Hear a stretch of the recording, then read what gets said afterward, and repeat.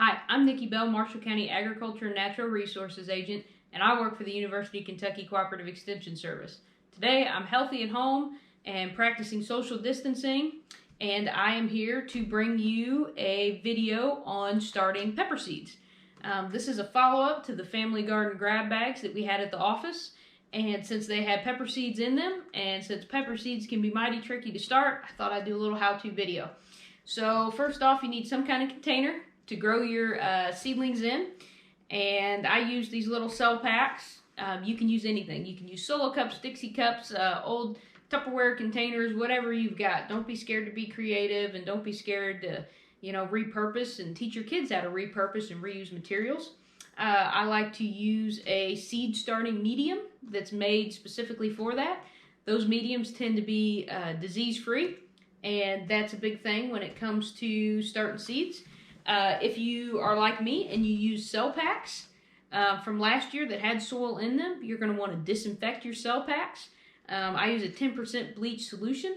I hose them out really good, spray them down with the bleach solution, let them dry, and I'm ready for planting.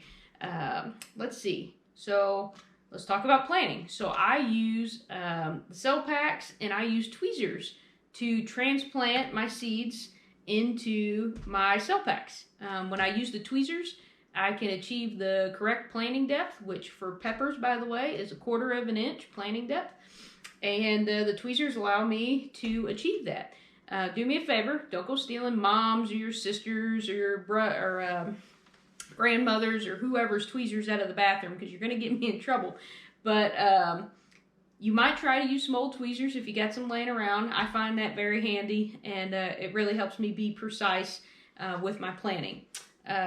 Let's see, you need to water these guys, right? So you want to keep the medium wet. A trick I do is actually get the medium wet before I plant, and I just plant right into the moist medium. And then watering from there on, basically, just don't let them dry out. Once you see they're drying out, then water.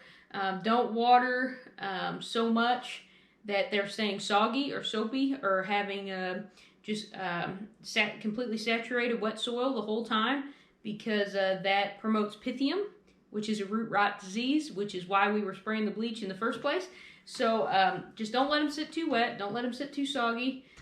Once they emerge, you're going to want a good light source. A good sun-facing window can be nifty for small amounts. If you've got a lot like I do, you might want to get some artificial light.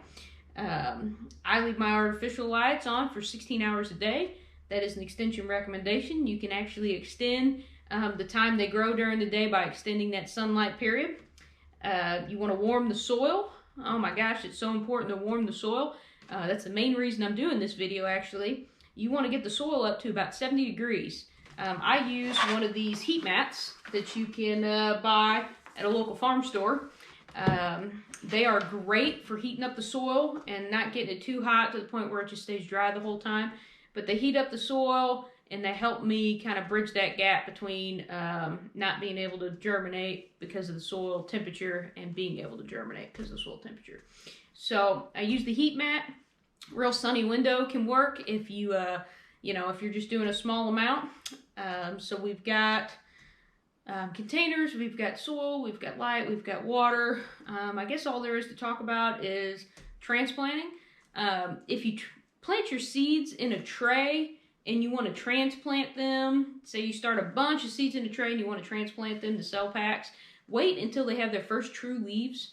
Your little pepper plant, which I guess I'm going to act like a pepper plant today, will put out its first 2 leaves, which are little cotyledons, and basically they're not true leaves. So it's going to put out these first 2 little leaves, ignore them. Once it puts on its first set of true leaves, which are more like the regular kind of heart-shaped pepper leaves, when it puts on those, then you can start transplanting them and moving them. You don't want to do that before then. Then, when it becomes time to transplant the seeds into the garden, which for Western Kentucky is the 1st of May, you want to make sure you harden these little guys off. So they've been safe, sound, and secure in your homes this whole time, and they're going to get up like this, and you're going to want to transfer them outside. What you're going to want to do is carry them in and outside and do what's called hardening off, okay? So you want to harden these guys off. You want to carry them outside maybe for the first time, maybe you want to bring them outside for an hour. Maybe the second day you bring them outside for a couple hours. The third day you bring them outside for even more, until you get them out there for a whole day.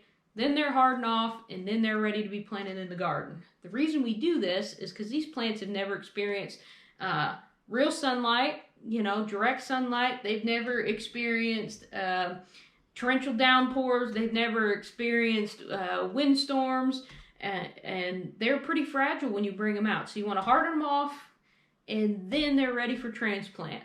So I hope this video has helped. I hope it's given you some tips. I hope your peppers grow.